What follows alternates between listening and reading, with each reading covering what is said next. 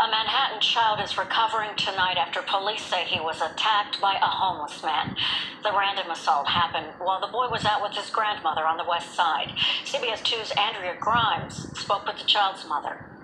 7-year-old Yaromir Potapova smiles big, but look closely and you'll see he's missing one of his 2 adult front teeth. The NYPD says a homeless man knocked it out when he randomly punched him in the face. It's like bothering me every single day. He's kind of afraid to go to the park now. He's stressed. Mom Valeria Potapova cannot even believe this happened to her son, not far from their home in Hell's Kitchen. Last Wednesday morning, she says Yaromir was riding his scooter with his little sister and grandmother on the West Side Highway near 52nd Street. He was a few feet ahead, she says, when he stopped to let them catch up, but was suddenly attacked. A guy jumped out of the bench, hit him in the face. He didn't say anything, just hit him in the face and walk away. Police say witnesses saw it, and a state trooper nearby tussled with the suspect, identified as 67-year-old Ryan Fran, before arresting him. We caught up with the Potapova family after a doctor's appointment in Brooklyn. Luckily, they say Yaromir wasn't more seriously hurt. His mom says he's a sweet boy who has speech delays and autism. She says all parents should think twice now and be careful where they go with their kids. But it shouldn't be like this. Like, people with mental issues shouldn't walk outside. We might be lucky because he didn't have knife, he didn't hit him with rug, he didn't kill him. Police say Fran faces several charges, including assaulting a child under 11, assaulting a police officer, and resisting arrest. He has not been arraigned yet. Investigators say he is still admitted at Mount Sinai Hospital. In Bath Beach, Brooklyn, Andrea Grimes, CBS 2 News. Let's see what the Peanut Gallery has to say. Send them to de Blasio.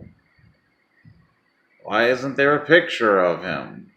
Yeah, he's like 67 years old. Homeless guy. So it's the usual stuff.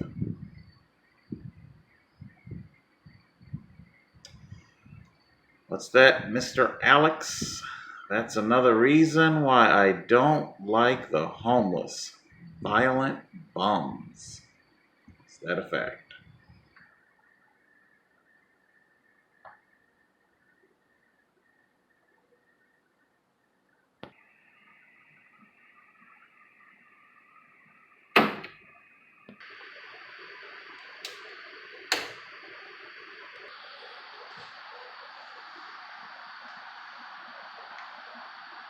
Hey guys, what up? Total Control 7-1, take 2. I'm gonna see if I can move through this a whole lot faster this time around. Part tool, multi keys, Allen keys. Our homeless guy. I don't want to shy away from when the homeless become violent, because I think that would be a great disservice to this channel. It is indeed a part of homelessness.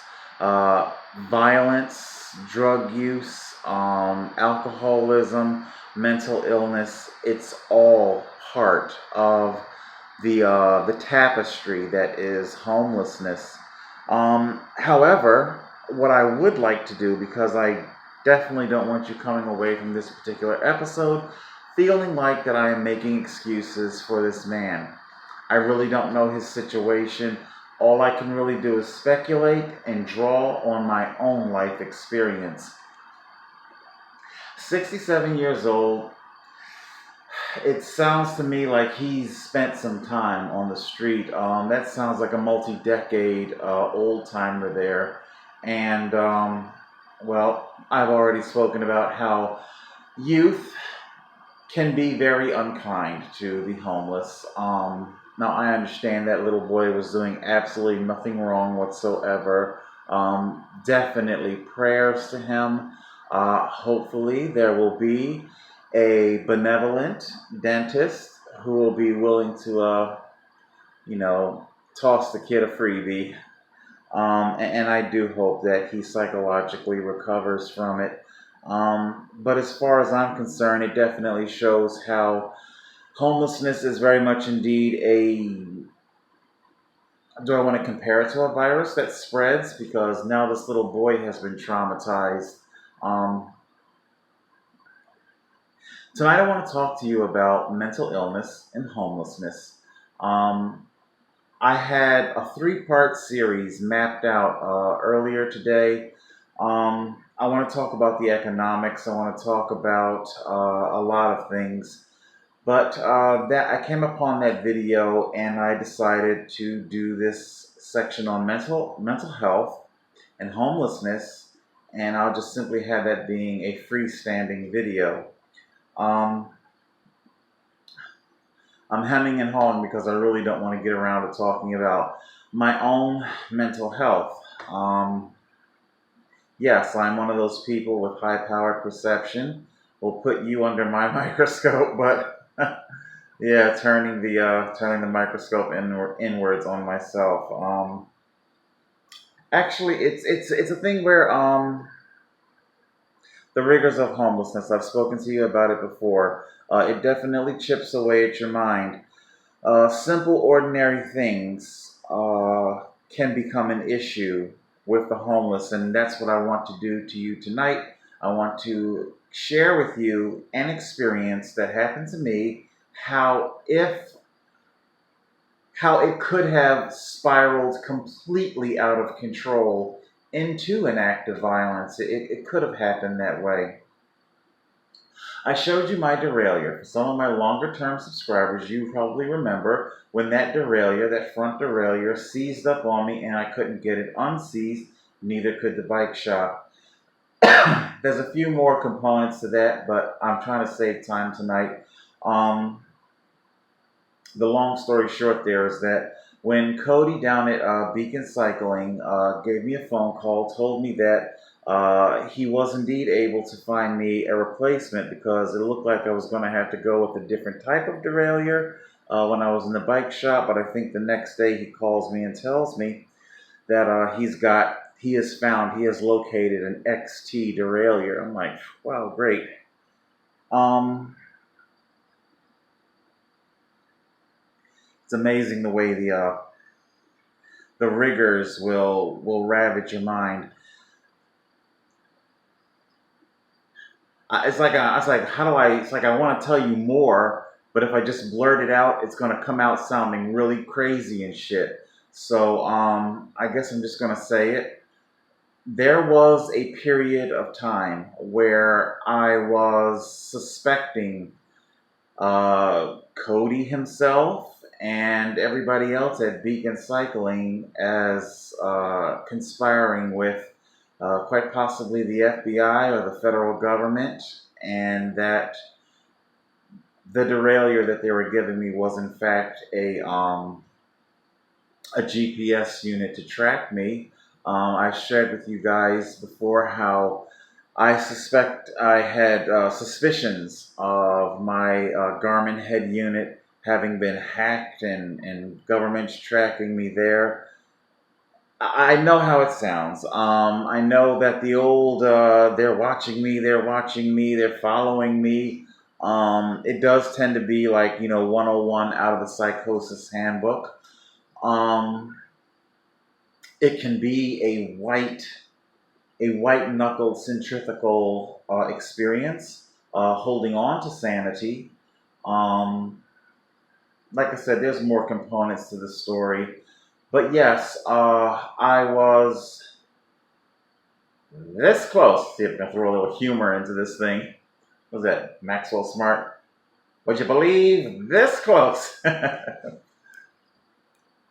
Anybody else there catch that joke?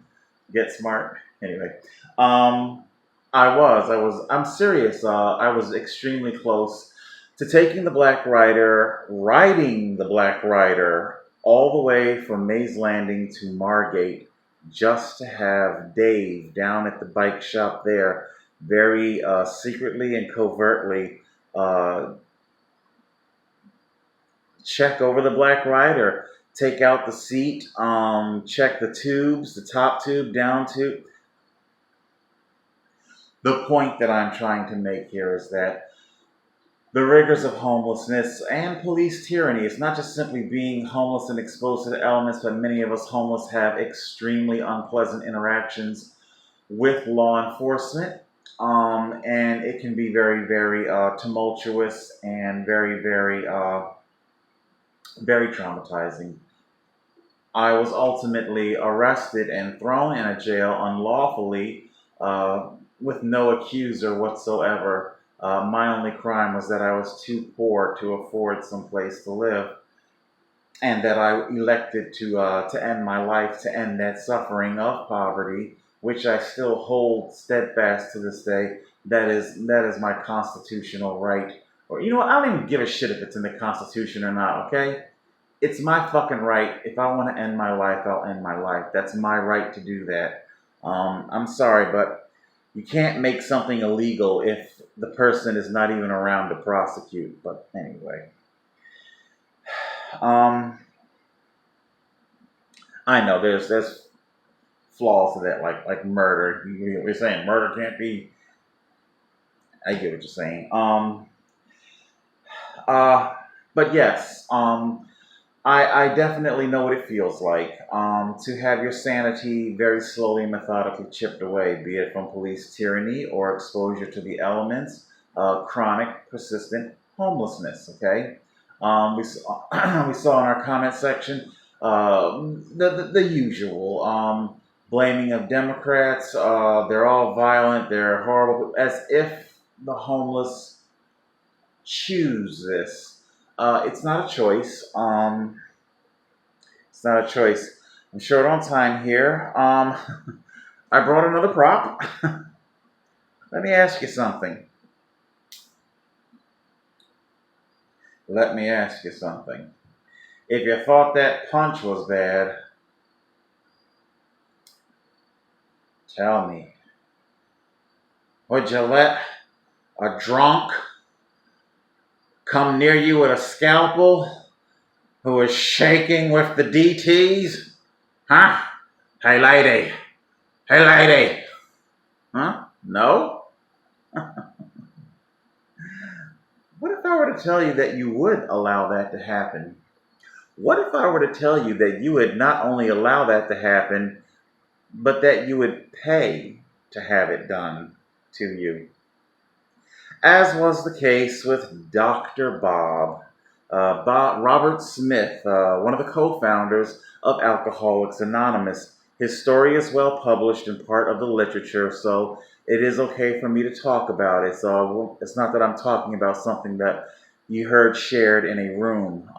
His story is part of the literature for recovery that's published in books.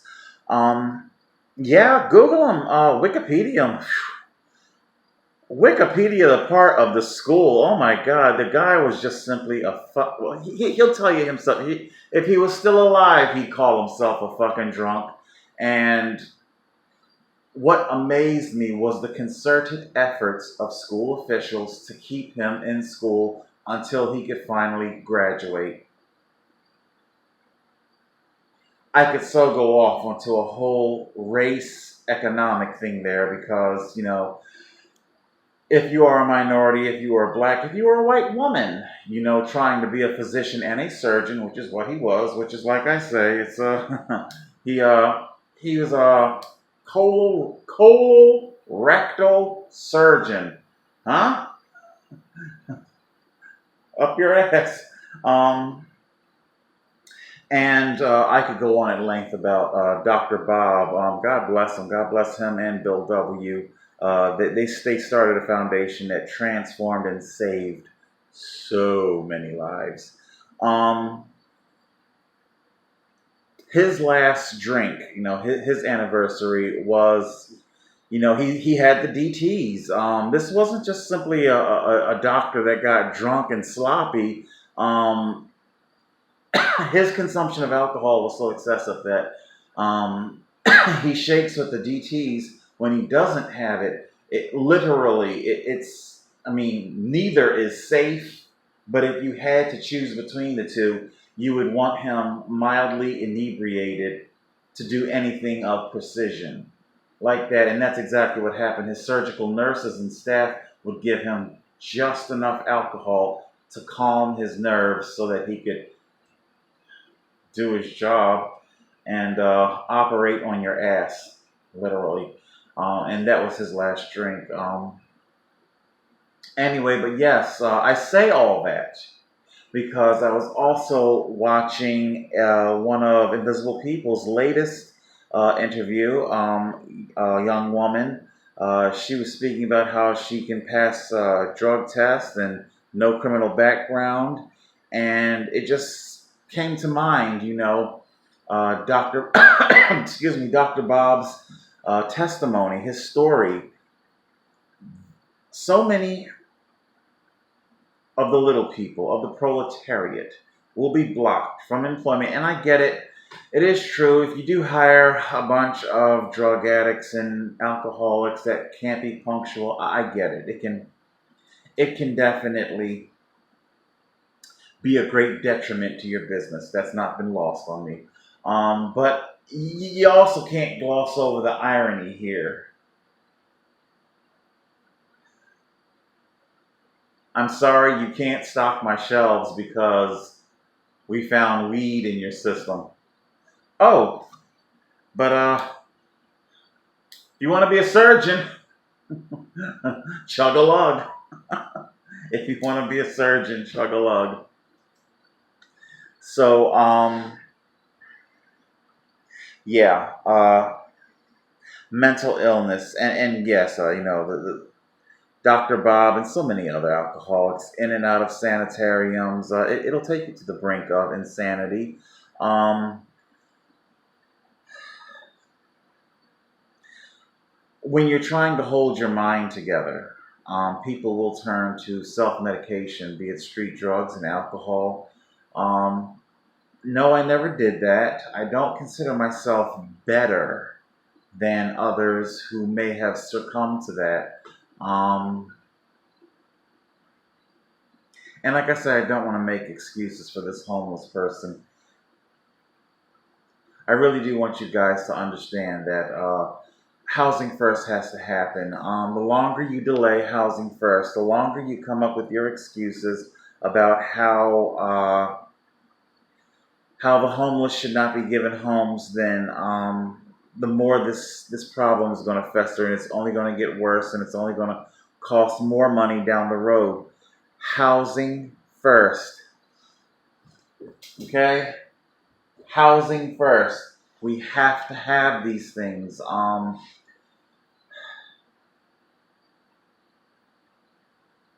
You have to have these things. Um, I hope I've communicated to you tonight what I'm saying. It was very embarrassing sharing that with you about Beacon Cycling. The guys at Beacon have been like family to me. I mean, literally. You guys know I don't really have any family up here. My sister is thousands of miles away. Um, the guys at Beacon, they wrote to me and sent me magazines when I was unlawfully incarcerated. Um, they care about me.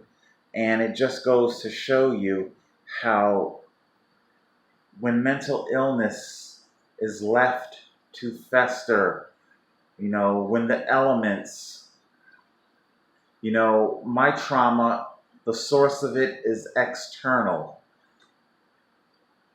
the living situation. It can, I hope I'm communicating to you what I'm trying to say. But yeah, so the Blackrider, she finally got her DT derailleur, and what can I say? It's a little embarrassing thinking that people that care about me were conspiring. There you go, with government officials, or that they may have been government agents sent to spy on me, things like that. I will say this. What time have I got here? 19. They do say that in a lot of cases of psychosis, there is an element of truth to it. I know I told you guys that I got that old ass Galaxy Note 2. And that's true. It is. It's a Galaxy Note 2. However, when I did get initially my, I purchased a Galaxy Note 4, and I got a sweetheart deal on it from Sprint, and they gave me $380 worth of credit, and it's like I didn't have to pay my phone bill for like 4 months, and on this phone, almost like a hologram, like if you tilt it at a certain angle, you could see that there was a keyboard superimposed over top of the keyboard that you had. And I won't say exactly how I discovered this part. I could tell that somebody had also been sniffing around my old Sprint PCS mail account. So like I say, there's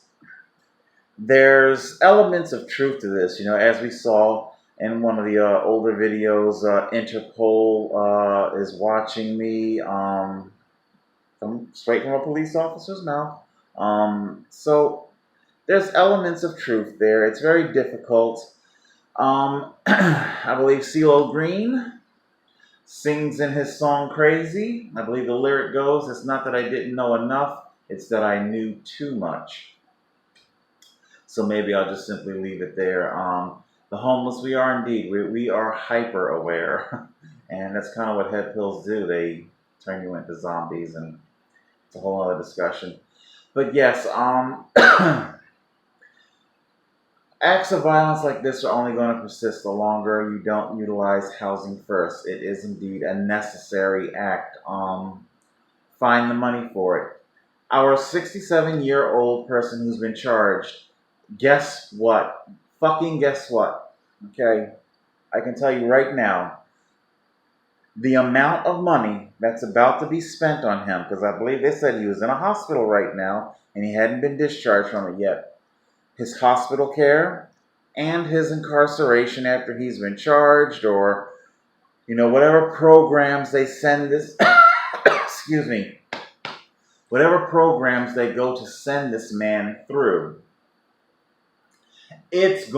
Oh my God, I wish to God they would show the running tally. Seriously, I wish like a ticker at the bottom of a screen. Show the running tally of how much money it's gonna cost taxpayers, okay, both conservative and liberal, to keep this guy incarcerated and medically treated. And then compare that to a place like this. The rent here is $960 a month. That's right. It literally costs the federal government, with my HUD voucher, less than $12,000 a year.